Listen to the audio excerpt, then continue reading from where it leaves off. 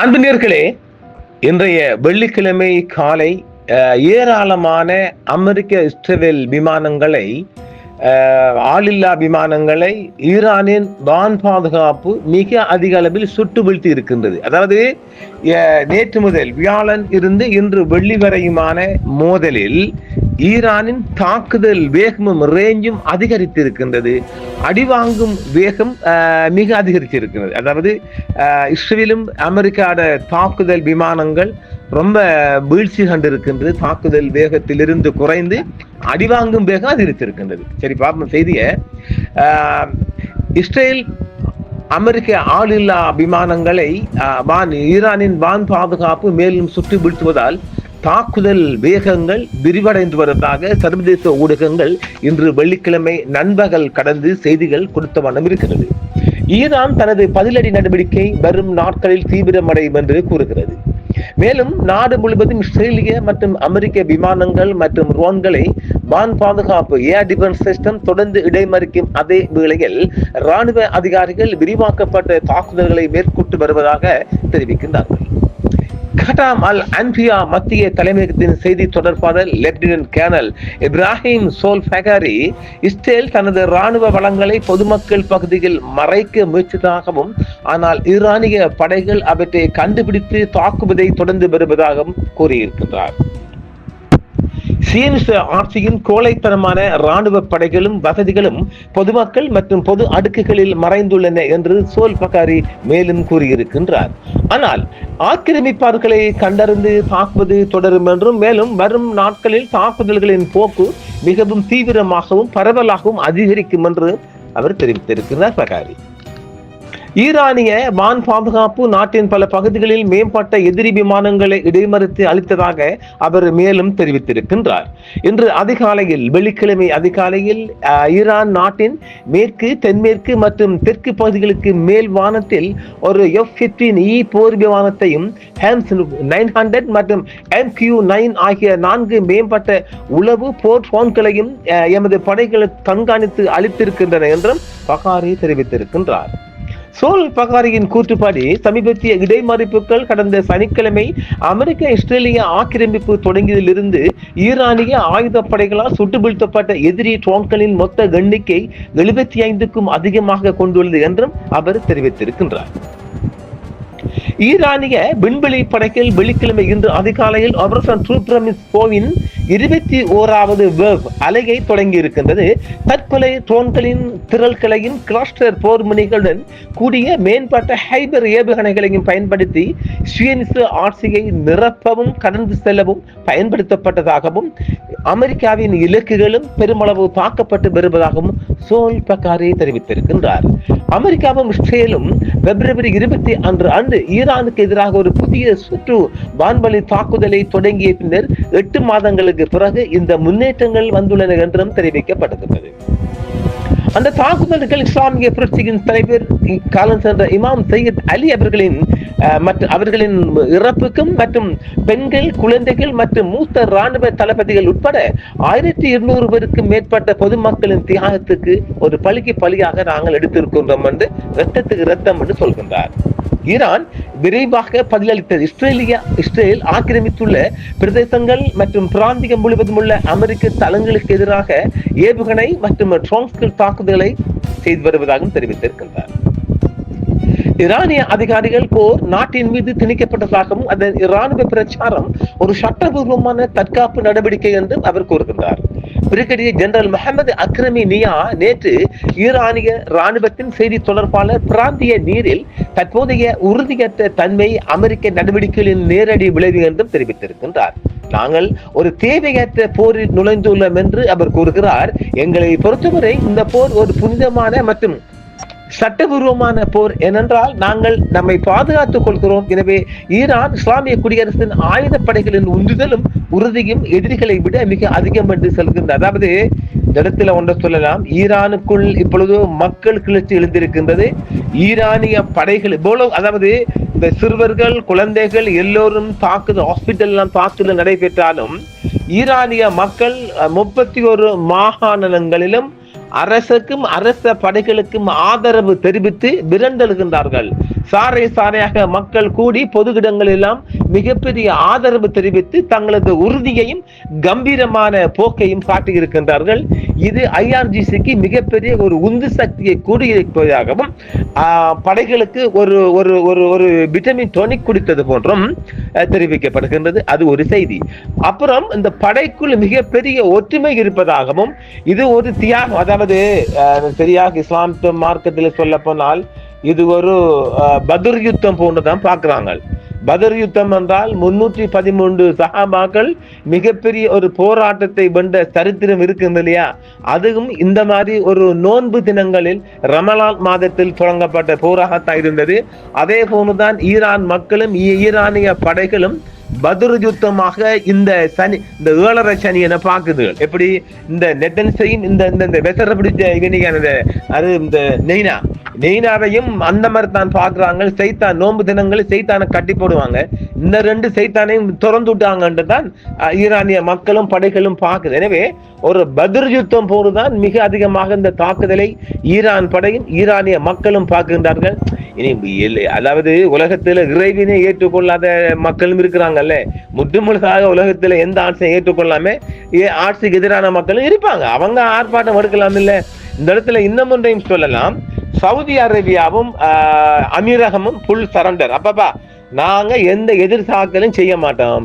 எங்க நாட்டுக்குள்ள அமெரிக்க படைக்கு நாங்க பேஸ் அப்ப கொடுத்து அறியாம கொடுத்துட்டேன் சாமி, எங்க மன்னிச்சுங்க சாமி, அவங்க படையால அங்க அனுப்ப போறோம் சல்மான் ஜி சொல்லிட்டாரு. சல்மான்ஜி 2 பக்கம் 2 பேர் தானே. ஏணி படிக்க ஒரு குத்து, அங்க தென்னை மர சிந்து ஒரு குத்து குத்துன என்ன நெத்தன்ஸ் நீ ஈரானுக்கு அடியாண்டு. அதாவது ஈரான்ட பலத்தை யாரும் புரிஞ்சு கொள்ளல.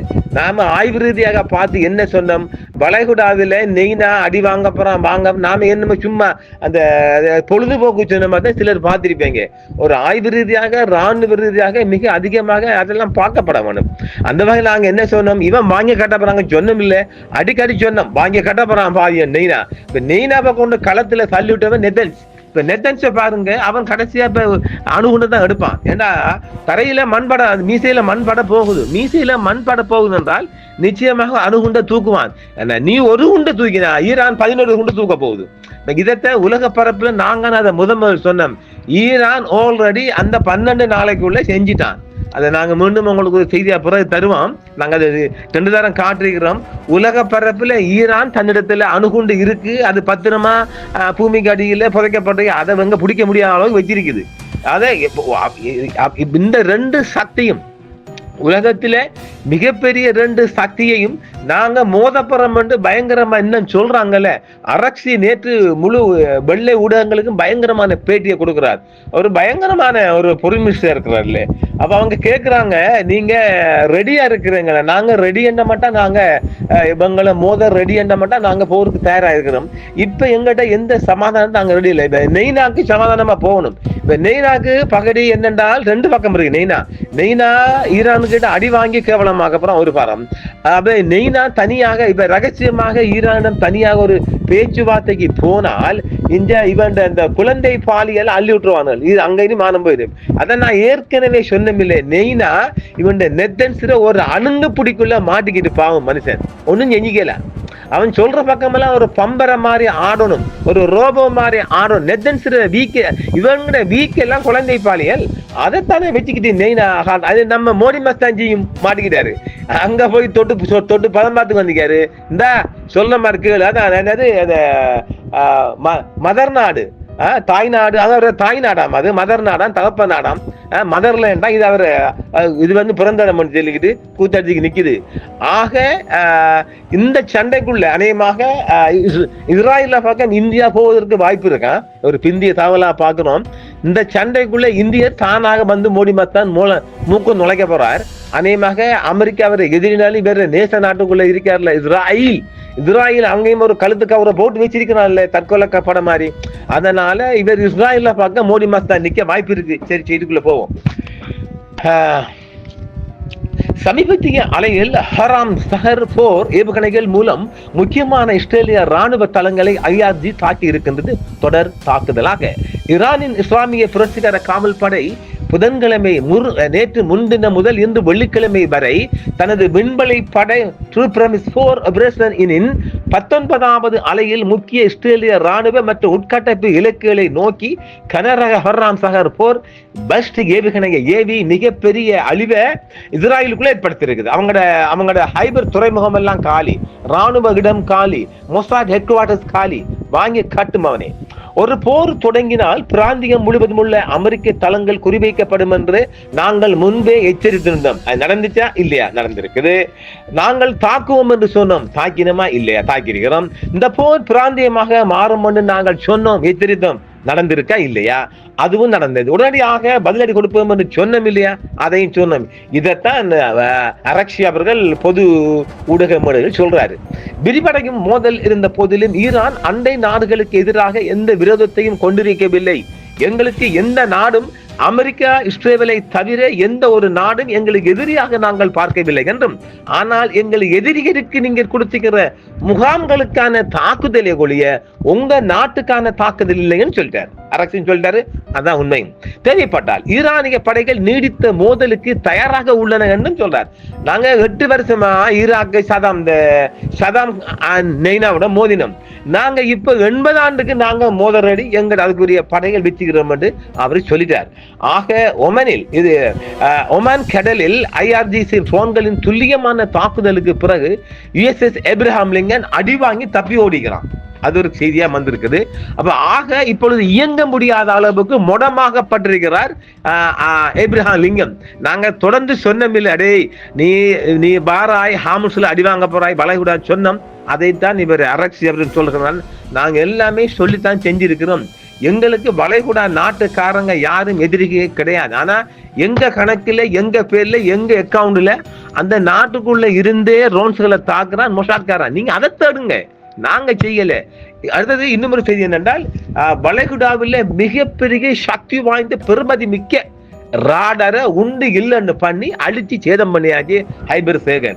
இப்படி மிச்சம் ஹொராம் சகர் அது போடுறாங்க, ஹொராம் சகர் அது போடுறாங்க, ஹைபர் சேகர் போடுறாங்க. ஹைபர் சேகர் தூக்கல. இப்ப இவங்க என்ன தெரியுமா, இவங்க கண்டுபிடிச்ச புதிய ஆயுதங்களை ஒரு என்னது வெள்ளோட்டம் பாக்குறாங்க. சரியா சொல்ல போனால் ஈரான் சொந்த தயாரிப்புல தந்த சொந்த மேடை வச்சு இந்த யுத்த களத்துல ஒரு வெள்ளோட்டம் பார்த்து அத்தனையும் வெற்றியா இருக்குது. அது நாங்க பவரை கூட்டுறதா அந்த டோஸ் கூட்டுவோம். சில டாக்டர்மாரும் தெரியும் தானே, அந்த இங்கிலீஷ் ட்ரீட்மெண்ட் சொன்னால் சில டோஸை கூட்டுவாங்க, குறைப்பாங்க, 4 நோயை பொறுத்து. அதெல்லாம் பார்த்து போனா இது டோஸை கூட்டவே தேவையில்லைங்க, UGP அடிச்சு சாத்துது. ஆக இஸ்ராயலுக்குள்ள முடிஞ்சுங்க. அதை அவர் காசா மாதிரி உண்டு உள்ளன்னு பண்றாங்க. அதே மாதிரி ஈரானுக்குள்ள அழிக்கிறாங்க, பில்டிங் எல்லாம் அழியுது, எல்லாமே இல்ல. மக்கள் அதெல்லாம் கவனிக்கல. ஈரானிய மக்கள் அரசுக்கும் ராணுவத்துக்கும் ஆதரவாக குரல் கொடுத்து கொண்டு சாரையாக பட்டாளமாக மக்கள் வெள்ளம் வீதிகளுக்கு வந்துட்டு ஆதரவு கொடுத்து நிக்கிறாங்க. இதுக்குள்ள நீ எங்க மாத்த போறாங்க? இதுக்குள்ளதான் நீ ரெஜிம் சேஞ்சுக்கு நெய்னா நிக்கிறாரு. நெய்னா பார்த்த கணக்கு என்னென்றால், இந்த மாதிரி கொண்டு போனா மக்கள் பயங்கொண்டு ஒரு அரசுக்கு எதிராக ஆர்ப்பாட்டம் செஞ்சு நம்ம ஸ்ரீலங்கா அரக்கல மாதிரி தான் அவர் பார்த்தாரு. அங்க மக்கள் அசையவில்லை. மக்கள் ரமடானும் பார்க்காமல் உறுதியாகவும் திடமாகவும் அரசுக்கும் IRGC படைக்கும் நிற்கின்றார்கள் என்பது மிகப்பெரிய ஒரு முன்னுதாரணமாக உலகம் முழுவதும் பார்க்கப்படும் செய்தியாக இன்றைய வெள்ளிக்கிழமை மாலை செய்தியாக இந்த செய்திதான் ஒரு தலைப்பு செய்தியாக வெளிவந்த வண்ணம் இருக்கு. மக்களே, அந்த செய்தியை நாம ஒப்படைச்சிட்டோம். நம்ம பொறுப்பு முடிஞ்சு மீண்டும் சந்திப்போம் மற்றும் ஒரு என்றும் உங்களுடன் சன்ரைஸ் இந்தியா டிவி சப்ஸ்கிரைப் பண்ணுங்கள், பெல் பட்டனையும் கிளிக் செய்யுங்கள். உங்கள் ஆதரவே எங்கள் சேவை. ஆதரவு தாருங்கள், அரவணைப்போம். மறக்காம சர்ப்ரைஸ் பண்ணுங்க. தேங்க்யூ.